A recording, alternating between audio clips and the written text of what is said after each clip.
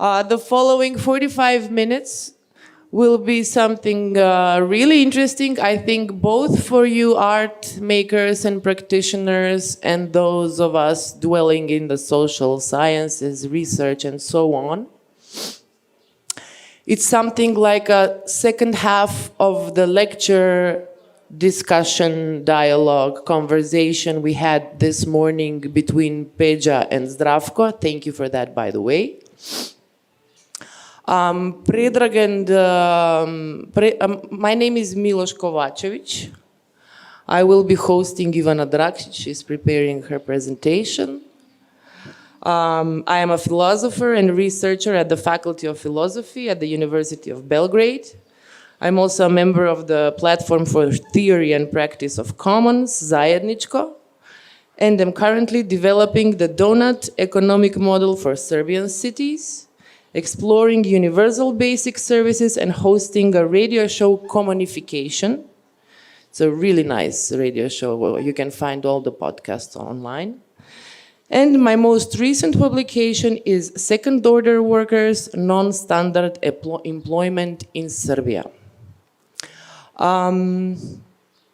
This it's not a lecture as much as it's an exercise in what we were learning about this morning, about the degrowth model or proposal or discourse. And it's called Doughnut economics. I think they just adopted this name because it just sounds interesting. It can also be called the swim belt economics because it's the same shape and it's more fun for me. Should I improvise more? No, Are you we ready, can start. Ivana? Okay, so welcome Ivana for the last session at the conference, and thank you for preparing this nice exercise, brain exercise for us. The Doughnut economics model is a visual framework for biophysical and social sustainability. It's shaped like a donut or like a swim belt, and it combines the concept of planetary boundaries together with the concept of social boundaries, which are actually complementary. They do not exclude each other. Ivana will give a presentation on briefly what the model is, and then we'll get into some details about it. Oh, I don't have my phone. Is that my phone? Yes. Timer. Okay. Okay, so hi, thank you for joining us. And can you please start by explaining what the concept of the Doughnut economy model is? Maybe talk about the GDP as one of the main parameters of this discourse, even though even the creator of the GDP concept and formula, Mr. Steve Kuznets, or I don't know if it's Steve, what's his name? Simon Kuznets, already advocated for the abolishing of the GDP formula the way we are using it today, because it was established at war times when still to the human reason it still seemed reasonable to calculate, let's say, the trade with weapons as a positive on the conto of the country or the society. So take it away with your first 10 minutes. Okay. Thank you for giving me a chance to present the Doughnut model of economics and to show you what Peja and I are working on currently. And before I present the model, I just want to briefly set a scene for our talk. So, like giving a little bit of background. So we are living in a system that exhibits unsustainable patterns of production, consumption, and it's driven by growth imperative. And this has created linked social, economical, environmental, and political imbalances. Today, although the world is richer than ever before, 60% of population is not able to fulfill some of the basic needs. It is estimated that we would be able to fulfill basic needs of more people than currently live on the planet. In fact, 10 billion people, with only 40% of energy use that we are making today, but not in this system. Only if we degrowth. So, what is the growth? Please, next slide. Yeah. The growth, the way I like to define it, if we just describe it as a phenomenon, is a reduction of production and consumption. So that's pretty straightforward. It's kind of the opposite of economic growth. Economic growth, get your economy getting bigger. Degrowth, with degrowth, you get your economy smaller. So it's a macroeconomic concept, but it gives a couple of special features. So the way I like to find it is, first, it's a planned reduction in consumption, not just like a crisis or recession like we've seen during the COVID, but just it's a democratically organized shrinking of some sectors of economy. Why is that? To just reduce environmental pressures. So that's feature number two. Not only democratic, but also there is an objective here. It's strategy for the ecological transition, and the two extra features are about inequality and well-being. The growth has to be selective because, of course, there is no point shrinking the economies that are still developing in the same way that there is no point shrinking sectors that we need right now. So it's a point of just having this big process of selection and deciding where we can put resource use in a way that is just having the least determined effects on well-being, or actually where it can improve well-being. Now I will introduce Doughnut model of economics as very visual, practical tool that could help us to reorganize our production and consumption in accordance with this degrowth vision. So next slide, please. This is Kate Reward, Oxford economist, who introduced Doughnut model in her 2017 book named 7 Ways to Think Like 21st Century Economists, where she is exploring why economic models that dominated in the economic science through 20th century are wrong, and contrasting to each of them new alternative model that radically change how we think about economy. One of the models of orthodox economic theories that is object of reverse critique is idea of economic growth measured through GDP. GDP is gross domestic product, basically measure of the market value of all finite goods and services produced in a specific time period by country, some specific country. So next slide, please. So what are problems with economic growth? First, growth is uneconomical in the sense that doesn't contribute to its proclaimed goal, and that is improving people's well-being. GDP measures economic activities that are harming people's well-being and not measuring activities that are happening outside the market and improve people's well-being. For example, outputs of arms and advertising industry are counted in GDP, but not care that people provide for children and the elderly outside of institution or volunteering. Next slide. Second, division of benefits and costs that are coming from GDP growth are not necessarily just. In fact, in the context of capitalism, both in national borders and globally, rich take the most benefits of the GDP growth, and externalities are put on the poor. That means that, for example, companies from high-income countries are making profit extracting resources and polluting low-income countries. Next slide. Growth is unsustainable. Next slide.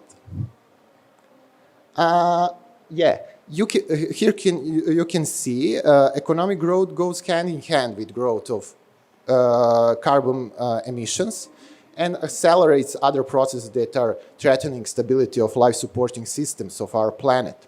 On the world, where there is living almost 8 billion people that are almost all meat eaters that aspiring to have a Western lifestyle, carbon footprint for every dollar of output should be at least 130 times lower than now if we want to escape climate change.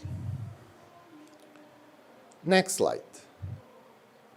Oh, so yeah, this is a Doughnut, and I want to connect 4 normative principles to Doughnut model and explain how I see this connection before we go deep on the Doughnut model. First point would be environmental sustainability. The model that we would learn about today set planetary boundaries, which are called ecological ceiling. So that would be the first normative direction. So that is this outer boundary. The second one of Doughnut model is a social justice. This aspect we see in the boundary that are on the both sides. So we do not have only ecological ceiling, but also social foundation, that is that inner boundary. That means that certain places and countries must degrowth in certain industries and areas. Others should be allowed to get better social well-being. So this aspect of social foundation speaks a lot about social justice. Third normative principle is democracy and autonomous are organizing. And in Doughnut model, that is seen in the way how we get on the goal. Most of practitioners, including me and Pedja, are organizing on the regional and local level in our communities, and there it could be seen that direct democracy is entering as an important factor in answering how to get sustainable production and consumption. Lastly, 4th point is link between Doughnut and well-being. The healing relationship aspect of Doughnut model could be seen because we evaluate what good life is, going away from growth of GDP towards other pathways, and also creatively envisioning together what would be our local Doughnut. That would be 4 Doughnut guiding principles and also reasons why is Doughnut model relevant for our degrowth future. Okay, so what the Doughnut economic is? The way I like to think about is that Doughnut economics is reimagining what economy could be for, away from assumptions of endless GDP growth to vision of thriving in balance between people and the planet. If Doughnut is the goal of economy, that Doughnut economics are ways to think in the 21st century that will enable us to reach that goal, thinking regeneratively, thinking redistributively, thinking in systems, and nurturing whole selves. So this is how Doughnut looks like. It has 2 social and 9 planetary boundaries. So planetary boundaries are outside, social boundaries are inside. Now I will talk about social foundations of these social boundaries. Since 1948, international human rights standards have established the right of every person to have vast majority of the dimensions covered by Doughnut social foundation, regardless of how little money or power someone has.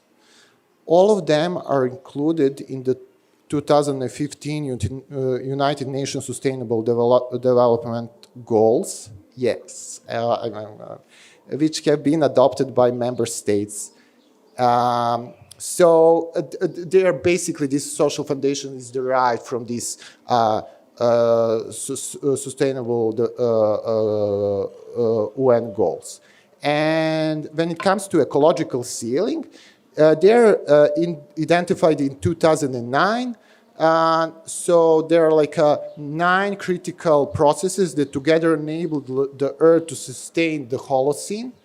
For each of these 9 processes, a pressure threshold has been set after which the stability in the temperature that has enabled humanity to progress in the last 12,000 years will be endangered. So crossing this planetary thresholds and leaving the Holocene, the Earth would fall into a state of irreversible changes that couldn't be reliably predicted anymore. So maybe just to explain one of them, one social and one planetary boundaries, just to have an impression how they produce them. For example, we can, for example, take as a one social boundary this concerning income and work. So as you can see, there are like two different red lines. So that means that there are 2 indicators there. You can see, for example, for some others boundaries that there is only one. That means that there is only one indicator there. So for example, for income and work, there is indicator population living on the less than international poverty line. And second indicator is a proportion of young people seeking but not able to find work. So, the red lines are showing how much you're going, you have a shortfall in these dimensions. So basically, there is neither one dimension in social foundation. This is global donut. Actually, there is neither one social foundation that actually, where are we in the donut? That is the goal, to stay in this green, just and safe space, not to overshoot ecological ceiling, but not to shortfall these basic needs. When it comes to these planetary boundaries, we can see that we are having a lot of overshooting in some of them. For some of them, there is no way to measure, and that is a situation with air pollution. There is no way to measure globally how much our air is polluted. So we simply don't know what is the situation. This is all Doughnut, so that was until recently situation for this chemical pollution as well. But recently, scientists discovered the way how they can measure it on a global level, and we know today that we already overshooted this boundary as well for a chemical pollution. So there are some where boundary is not overshooted, but it going worse. The only planetary boundary that is going better and that is not overshooted is this ozone layer depletion. So that is only boundary where things going better. So yeah, that is in basic concept of Doughnut. Yeah. I would like to get into detail more, but maybe before we get into detail, just to clear it out, maybe for me and the others, because we're talking about a model, and there can be many donut-shaped models. What kind of data input and output is there to create one, and on what kind of administrative or any kind of units it can be done for? Can it be a city, a state, a country, a smaller community, maybe some of the eco-artistic communities that some of our colleagues here have created? Like, what is the scope of the model? Where can it all be applied on? People are making donut even for their individual level, like for themselves. You know, like people very creatively use this model. But what is the most popular? It's for national, national states, for cities, and for industries. So you can have like a model for some industry. What we are especially interesting, Pedja and me, is to make a donut for 4 local cities in Serbia, and we were inspired by our colleagues in Croatia, who made. Your second question was about data. Yeah. Rewards use data, for example, from World Bank. So this formal international data from the international agency are making for these planetary boundaries. Basically, scientists make these indicators and producing data about that. And yeah, that is one interesting question about data that I would reach later. It's this question about availability, and especially in countries which are like on the periphery, where there is not a lot of research, which are outside EU, but also for cities, that is especially challenge finding data for a particular city. Let's then get into Kate Reward's model as the first model presented to the public, and then since we already have some developed models for our region, maybe do a little parallel. So this is Kate Reward's model, and please next slide. And this is a model from the Institute of Political Ecology. Which is based in Zagreb. 2 years ago, Pedja and me, we participated in Green Academy, which organized that institute, and we learned there about donut model in general, but also about recent developments that institute made in this field. So their donut is somehow different than rewards. As you can see, they it's a different in one important aspect, that you have these 3 segments. So it's not the case that you have like a social boundaries on inner side of the donut and planetary boundaries on outside donut, but they're in the segment. So you basically all social boundaries are in this segment, and all biophysical boundaries are in this green segment. Maybe show with your hands there, because it's projecting from here. Yeah. Sorry. So basically, that is a green segment is of biophysical, and this socioeconomical is this. I will later say something about cultural, but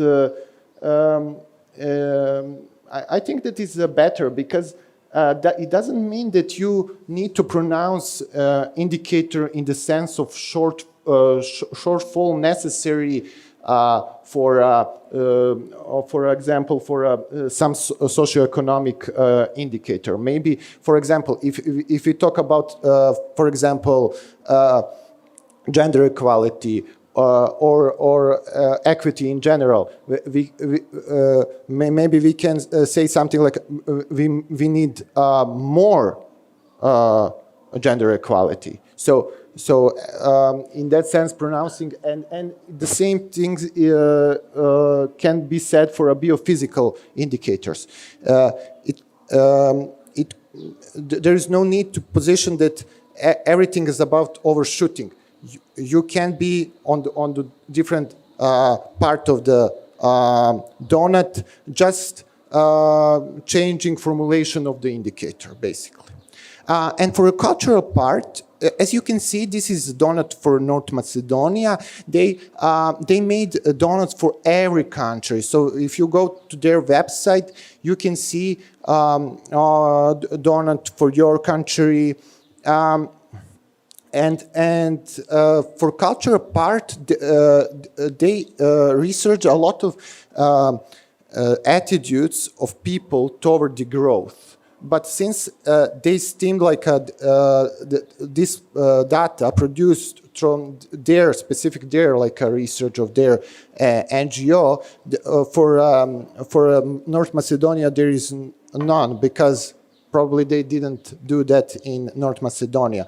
But you can see here that how this situation about data is are going more complex, in the sense that now Institute for Political Ecology is taking their own data, not just like formal data. So yeah, as you can see, there is a lot of overshooting in these social parameters in North Macedonia, and you can see here that there is no a lot of overshooting, maybe in some indicators in biophysical part. Okay, we can go next.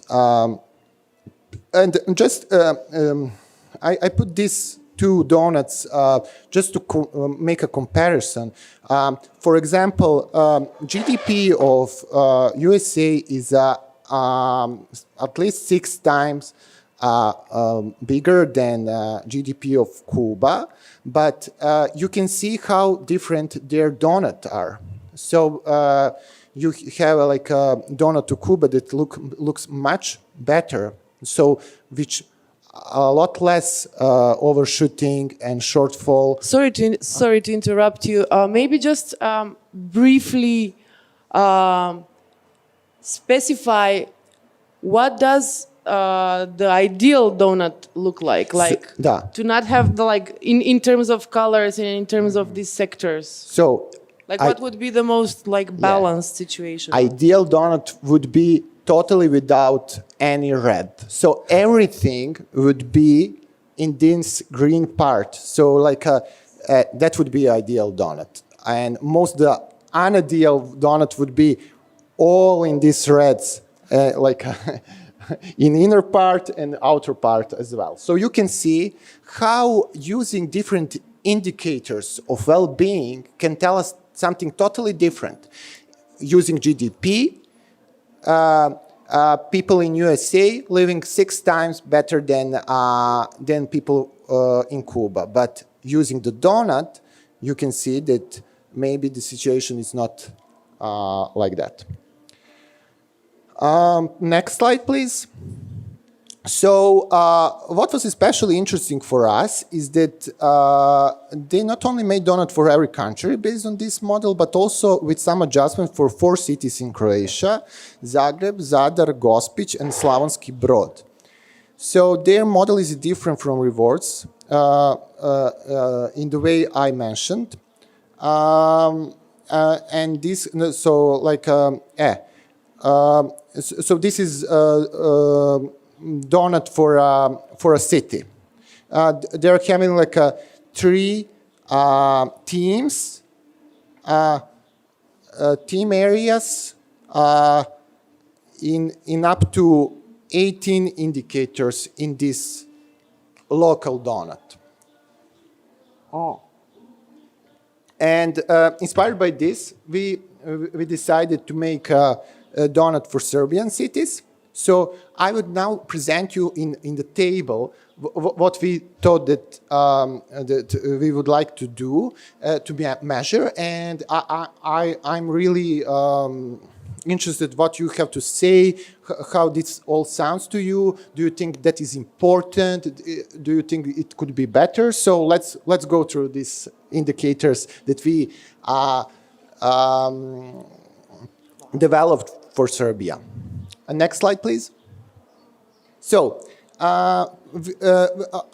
Ideally, the donut for 4 cities in Serbia, Belgrade, Novi Sad, Niš, and Kragujevac, is planned to include 16 indicators, which will be evenly divided over 2 segments. We want to have like this cultural segment because we don't have a capacity to do our own research yet.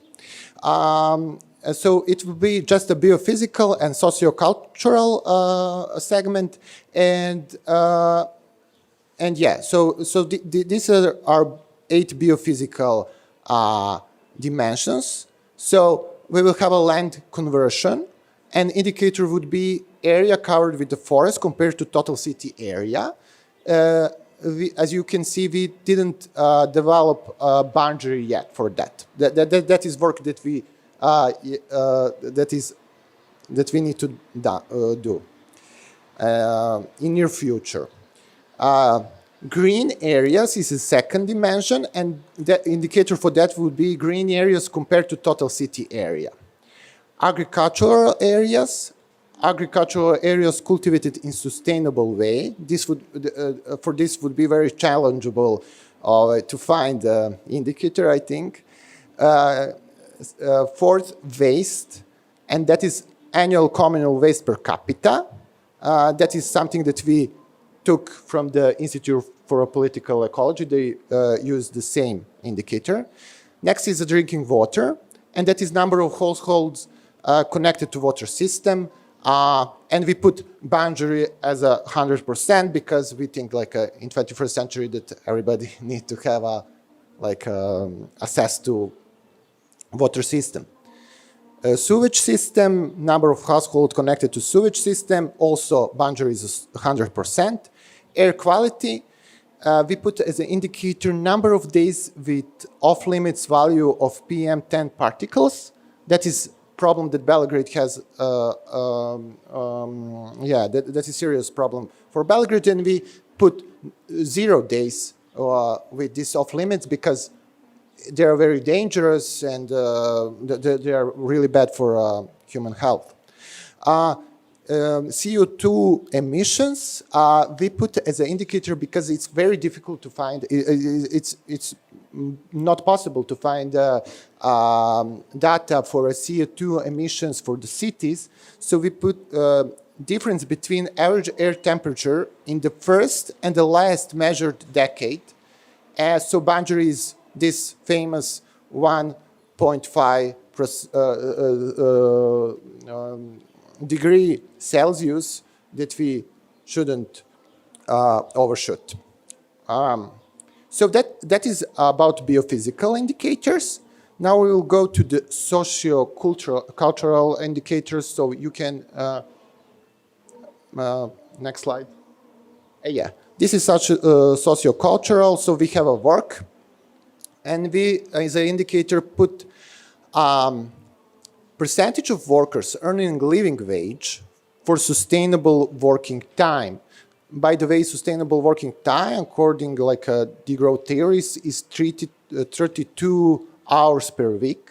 So, and there are some colleagues in Serbia who counted what is the living wage. So that is not minimal wage. That is like a wage where you can live. So we think that 100% people should have like this hour. It will be counted in the hours. So we will see how many people have that.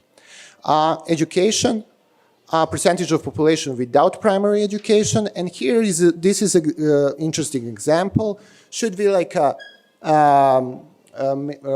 maybe take, for example, Institute for Political Ecology took something about territory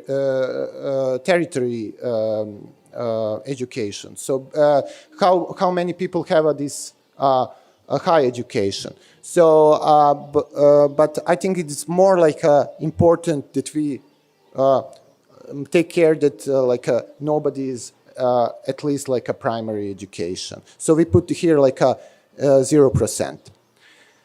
Healthcare, now indicator would be number of health workers on 1,000 people. We need to make a boundary for that in future. Housing, percentage of average housing expenses compared with median income. So that should also, the same situation with boundary. Internet access. So maybe this would seem like strange that we put this here, but we really think, and not just we, but many other, that internet access and internet access is also in rewards donut as one of the indicator for a dimension of networks. So percentage of households with internet access, and we need we put boundaries of 100% for that. And in fact, according to data that we have already, it doesn't seem that these 4 cities in Serbia are far from this boundary. So that is also very interesting. Democracy, as indicator for democracy, we put average percentage of voter turnout on local elections in the last 10 years. And we put that 80% because it doesn't seem really that a boundary of 100% is realistic. Yeah, I would personally like to have like a more progressive indicator, because this is a little bit like a liberal representative democracy indicator, but that is that tension that exists between available data and progressiveness of indicator. So basically available data push you in the making more conservative indicators. Gender equality as a pay gap between men and women. And we put, of course, 0% as a boundary. And transportation as percentage of total mobility achieved on foot, by bicycle, and public transportation jointly. So, and yeah, so we need to figure out what will be boundary for that as well. So I would like to finish with open questions. So this is this tension that I mentioned a few seconds before, this tension between availability of data and progressiveness of indicator. So it seems that either you will have a progressive indicator, or you will use formal data, or having data at all. Then you have a tension between customization and comparability. That that is the problem of, for example, we could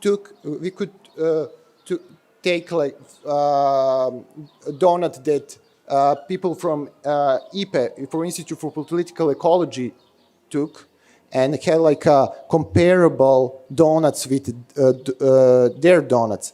But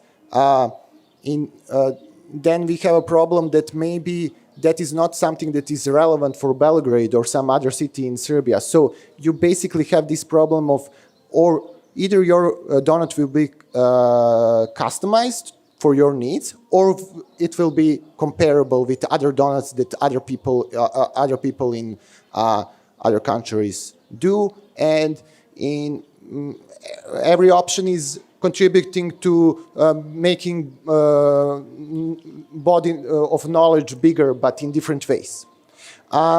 And third question is tension, maybe this is tension between elegance and informativeness.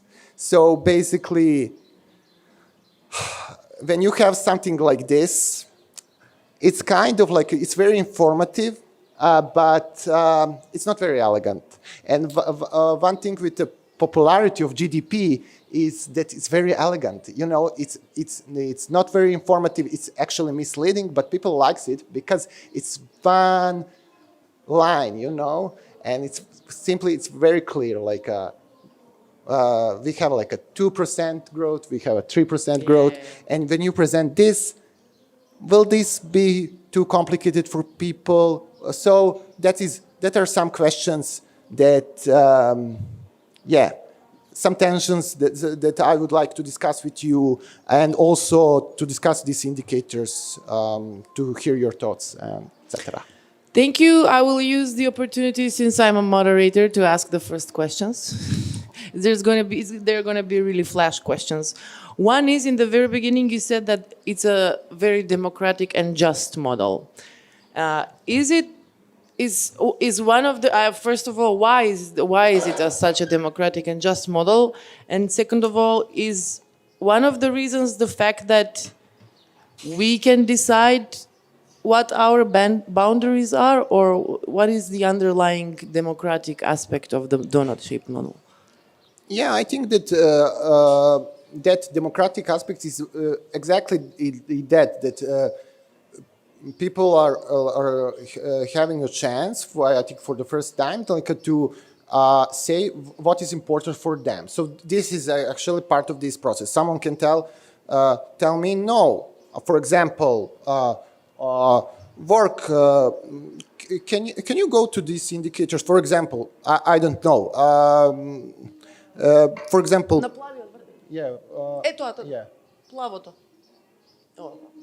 I don't know. You can tell me. For example, pay gap between men and women is not good indicator. It should be something totally different. It should be how many women are victims of the domestic violence. That is more important. We can have discussion about that. Some liberal feminists can tell me, no, it's not important neither that. It's important how many women we have in representative bodies. So we can have discussions about But that. they also don't exclude each other, and they can all be applied at once. Yes, but you will have this problem of to be like a not very elegant donut. But maybe that is not important to us. Maybe we can say, okay, elegance is not important to us. I think the elegance was lost at the naming of the model as donut. Second flash question, and I'm going back again to the data input and output. Obviously, it needs to be something measurable. Obviously, you're very clear about showing that you know how to even use some indicators about some more or less non-measurable things. But the donut model itself is deeply connected with the degrowth and deeply connected with some more or less unmeasurable things, such as leisure, conviviality, care, and stuff like that. So, and as we said, GDP is really, really precise. But GDP will calculate if a certain amount of forest is cut and sold, but it will not take into account if that forest stays and continues to create oxygen. Yeah. So I'm interested, and so far, in my knowledge, I haven't gotten to this progressivity of the boundaries. So the progressivity of the indicator. So would a progressive indicator in such case be that the amount of forest area surface is increased by year or something like that? So can you go on green? That is like before. So we have this, for example, land conversion. That is area covered with forest compared to total city area. And then you can have a very ambitious boundary. You can have, I don't know, we need to develop boundary for now. But yeah, if you have a very ambitious boundary, then that would be a very progressive indicator. Is there, when there is overshooting in the bio segment of it, does it come at the expense of the social boundaries, or? Yeah. Often what it happens, like today, in current situation, in current system, what happens is that rich country have a lot of overshootings in this of planetary boundaries, but their social foundation is okay. So people basic needs are fulfilled there. But in poor countries, you have like this social foundation, a lot of shortfall in social foundation, but not that much overshooting in the ecological ceiling because they don't have any real industry and they're not polluting that much. So in current system, it seems that choice is between those two things. So because of that, I think that Doughnut is a basically model of our degrowth future. So future where we would be able to be in this safe and just space of the Doughnut. And last question, probably many donut or swim belt models or gevrek models have gone through your in front of your eyes. Have you ever seen some ideal ones or ones that are close to the ideal situation? No, not that I know. I showed this donut of Cuba, which is pretty, like I think something the best that I seen until now. But even that donut, you can show it. No, it America, was, that was that is overreaching on many places. So and don't be fooled. All these red things are basically indicators where there is no data. So maybe it's overreaching there, but we simply don't know. Okay. Thank you for this. Now I'm opening the mic for anyone from the audience. Thank you.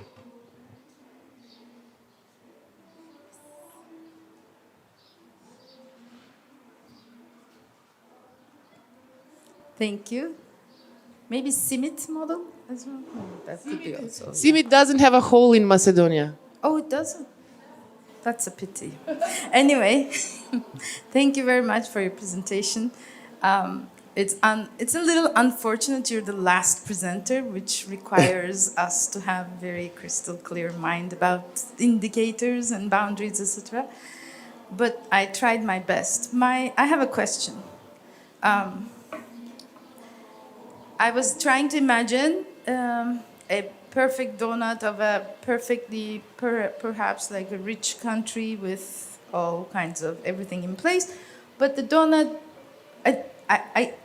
since it's based on, again, quantifiable data, I can't find history, colonialism, ideology, politics in it.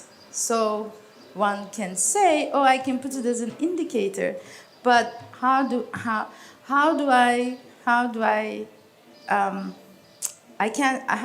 we gauge the donut model also by way of thinking years and years of colonial extraction and all the kind of the problem that more or less lies at the very, very base of the climate crisis right now. It seems to me that basically asking for every country to stay in this green. So I suppose that your question is how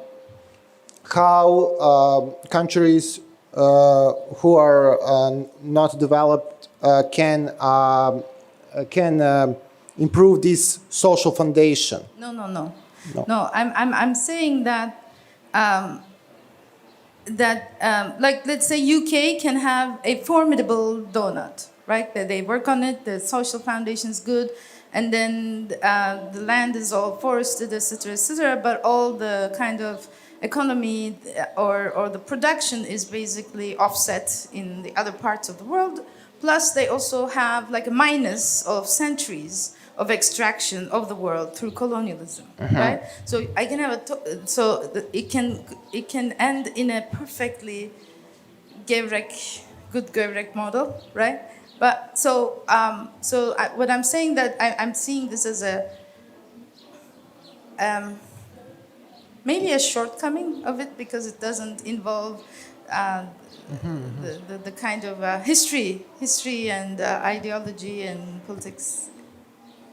And one addition also is that if the 1.5 involves the entire globe's temperature, let's say, this again is looking through nation states. And so it's again working based on the kind of GDP method of singular economies of nation states. So those are my two critiques that I kind of like popped up in my mind as Yeah. I was listening. No, that's the question I'm having all the time when I'm actually asking about these questions about GDP and conviviality and care and whatever. But maybe correct me if I'm interpreting you wrong. We're talking about the fact that the whatever a social boundary or a shortcome for one community is, it might be at certain parts of the world, the global south, are historically conditioned, and they might have to have higher boundaries because of some others. I mean, Yeah, that also includes that. Yeah, I mean, what you just said also includes that. No, I think boundaries are universal, at least in this rewards model. So you basically have, as I said, for example, for this boundary concerning work and income. So you basically have this threshold for basically on nourishment, for how many people. So it's 0%, and it would apply for every country as a threshold. So I understood your question in the sense that yes, countries and that happens in a lot, like that. For example, I outsource my industry outside of my country, so I don't polluting anymore.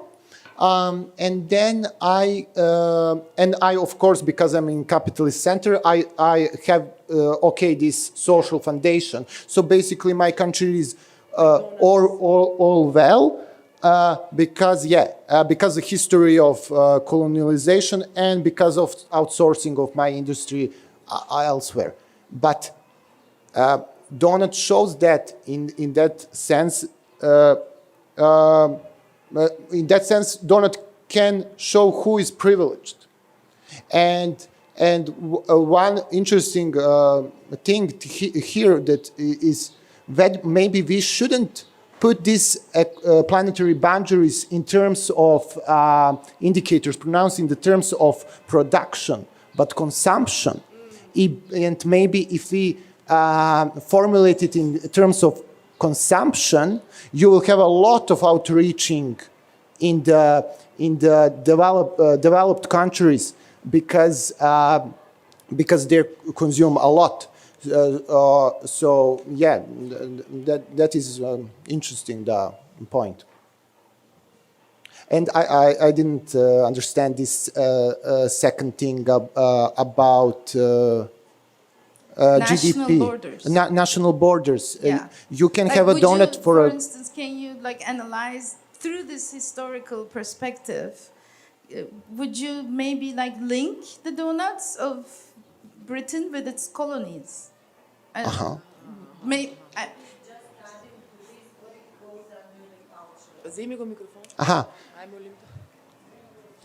also how you said it can be shown, the privilege can be shown.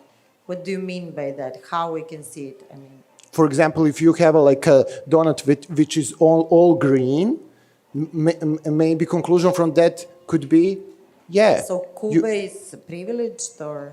your country is privileged country, basically. No, I'm saying about Cuba here. Cuba. Yeah.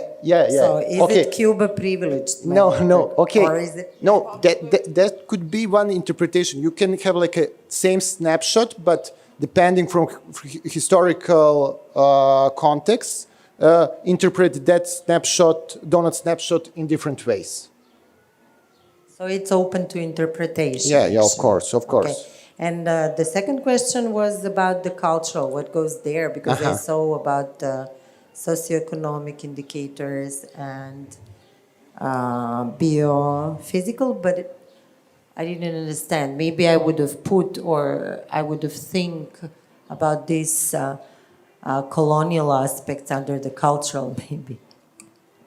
And in this culture, that is the donut about that is donut of Institute for Political Ecology, and they put like a lot of indicators that they measured basically through research. For example, frustration with democracy, distrust in government, degrowth support. So basically, this attitude, research of attitudes of people that they think that they wanted to measure potential in society for a degrowth. Basically, this it's more political, and it's not like do you have a food or do you have electricity, but it's more about are your society ready? Yeah. Attitudes toward the colonialism, yeah. For countries that, have that kind of, history. Yeah, my comments. As an idea, donut is quite a good idea, I think. But if we try to implement it through indicators, then I think that we are missing the point. Missing the point as much as, for example, IPCC reports can show that we are progressing, but we can lose the struggle against the climate change. And also this can create impression that we are progressing, but we are not, that we are losing struggle. Also with the Millennium Goals of United Nations. In 2015, I will remind you all that according to the indicators of the United Nations, we were very good, we were successful. But in reality, that wasn't true. So maybe in social sciences, we should try to learn from arts that if something is not measurable, then it is not bad. So there are indicators, for example, how you measure quality of life. You have some indicators, but they are all bad. So because the indicators are bad, all the concepts is backslided in front in favor of living standard concept. So my point is that it doesn't have to be measured to have indicators, because as you have mentioned, indicators can be like this and that, so they can show different pictures, and as with carbon footprint and all of that, one good concept is destroyed because it is tried to be measurable, quantified, which is not objectified, and here we are not changing the paradigm. The changing of paradigm is the mainstream economy is treating the nature as part of itself. So you have natural resources which should be exploited and raise GDP. Doughnut model gives us different perspective of not treating nature as part of economy, but economy as part of nature, like it is in society. So that is my dilemma with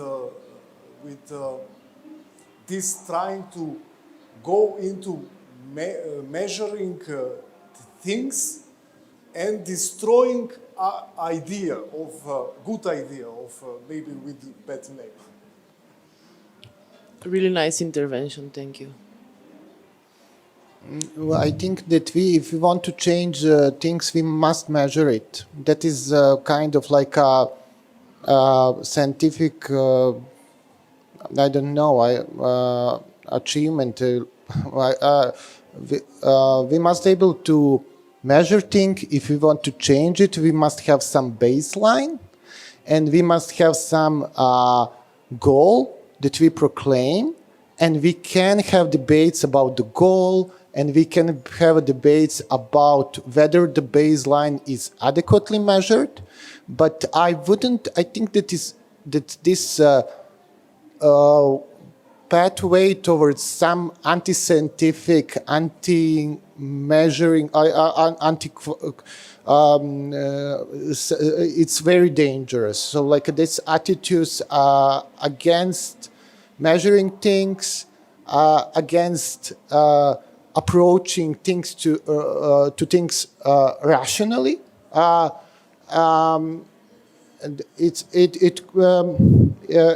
in the best way, like in the best sense, it could be just politically impotent, and in worst could make a lot of harm. So I would always, I think that we always should be open for debate about whether that something is measured the best, in the best way, and suggest some better indicators, some better model for calculating. But if you don't have any better, you must rely on something that you have.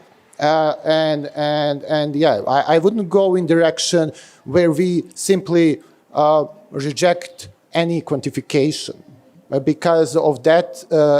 Because without that, we can't have a rational political changes in society.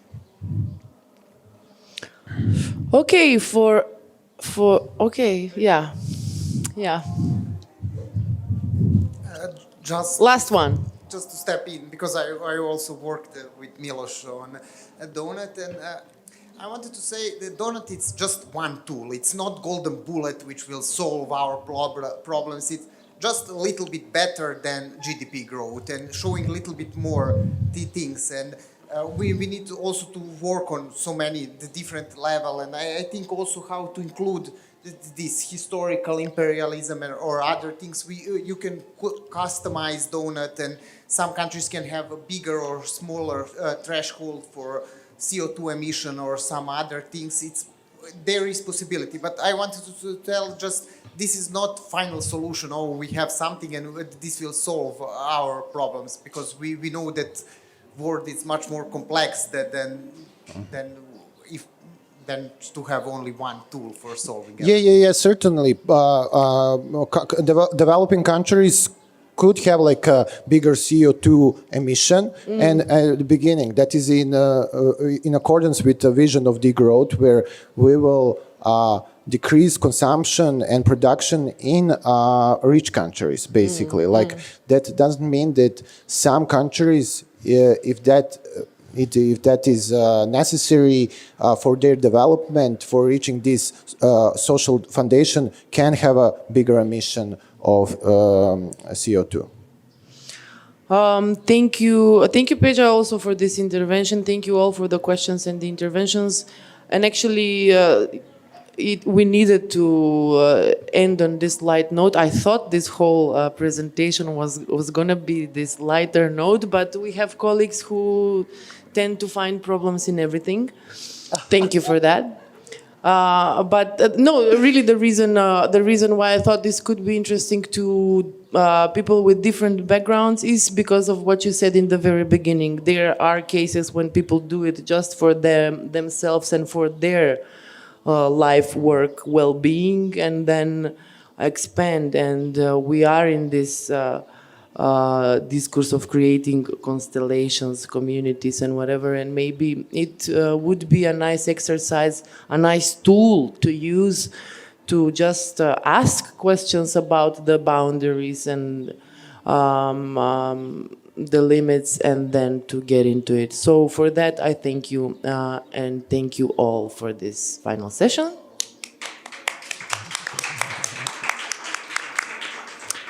On that note, please don't get up. My co-curator and I will just talk for one more minute. Let's officially, formally close the conference. On my behalf, first of all, thank you to Biljana Tanurovska for inviting me to do this with you. Thank you for the partnership, for the mentorship, and for everything. Thank you to our colleagues, Zorica, Blagica, Gyurgica, Anna, Krste, and I don't know if I'm missing anyone else.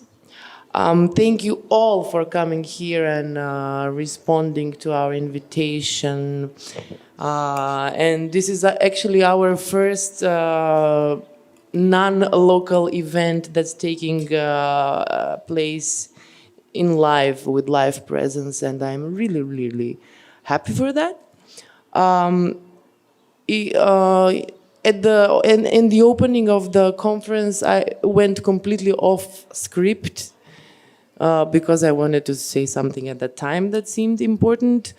My final words would be the ones that I put in our position paper for the conference. That is the quote from Vangari Maathai, from the article The Cracked Mirror that was published in the early 2000s.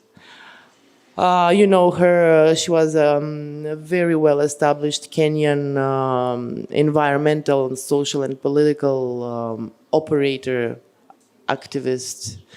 So a very, very short paragraph from her. Culture is an important part of humanity. Development agencies, religious leaders, and academic institutions are increasingly recognizing its central role in the political, economic, and social life of communities. A focus on culture is important to environmentalists as well as to traditional communities. Too often, when we talk about conservation, we don't think about culture. But we human beings have evolved in the environment in which we find ourselves. For every one of us, wherever we are, the environment shaped us. It shaped our values, it shaped our bodies, it shaped our religion. It really defined who we are and how we see ourselves. Cultural revival might be the only thing that stands between the conservation or destruction of the environment. The only way to perpetuate the knowledge and the wisdom inherited from the past, necessary for the survival of future generations. Thank you, Ivana. I have to thank first Ivana, my co-curator, and the person that inspires me. And I'm very happy that we kind of did this platform that we were imagining, so it became a reality. And the opposite of you, so I will not go on the script, but I will go through the personal note that I scribbled down here just for a few seconds to share with you. But first of all, thank you for all stars panels. So all the panels were all stars. Thank you a lot. I really enjoyed. And I see them, and I see this probably as a first step. I would like to imagine this path forward. So, what I learned that we need alliances or constellations, still dejargonizing some of the notions and the words, and really think on the words and their usage. That we can live in boundaries and in the limits to learn from our bodies, so to practice the growth, to become your eminent part or to be embodied. So then maybe in that way we can change the public interest, when public can see that we don't give up or we have these values as immanent part of our bodies. And not to give up even if we are facing this impossible, or to be in a panic while facing the impossible, to persist and not to wait for the revolution to happen, but to use this to subvert actually the means of production, and to work on small artistic, activistic, theoretical, or the other ways to use diverse radical strategies of solidarity, empathy, ecofeminism, different tactics also, and to use the principles of collaboration so we can go on. And besides this, these ways of working stays a lot of unpaid labor behind. We have to learn to work less and to work slower or to slow down and to continue in that path no matter what challenges we are facing, so to pursue further. So I hope this is just one step for us to pursue further. So thanks a lot.